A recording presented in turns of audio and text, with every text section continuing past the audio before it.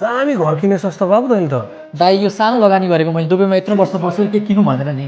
अनि के हो यार, किचनको सामान पनि पुरै ब्रान्डेड हो क्या यार। दाइ सबै तपाईँको इटालियन फिनिस हो तपाईँको यो। दामी रहेछ, टाइलहरू पनि सबै इटालियन हो क्या। दाइ यहाँ हेर्नुहोस् न, यो तपाईँको सिङ्गल कट तपाईँको टायल हो नि दाइ। दामी रहेछ यार। भनेपछि अन्त लिभिङ रुम पनि कस्तो स्पेसियल छ। एकदमै राम्रो छ दाइ तपाईँको फुल्ली। मलाई तपाईँको चाहिँ यो फुल्ली फर्निस मलाई अपार्टमेन्ट आएको यो छ तपाईँलाई। ओके, अनि त्यसपछि बेडरुम कहाँ हो त तेरो? दाइ म सुत्ने बेडरुम यता आउनुहोस् न, यहाँ हेर्नुहोस् है तेरिका।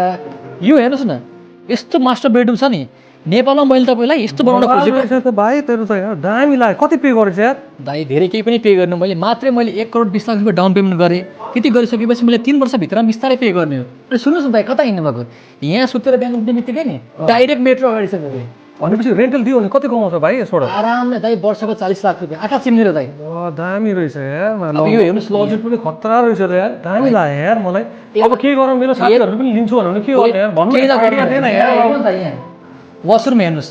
अब केही गरेर तपाईँ साथीले लिन्छु भन्नु भने केही नगर्ने दाइ, मात्रै 20% डाउन पेमेन्ट गर्ने, जुन मैले गरेको थिएँ। ओके, 1,20,00,000 रुपियाँ गर्ने। ओके। तपाईँलाई यसले 3 वर्षभित्र तपाईँले पे गर्नुपर्छ मात्रै 50% नि।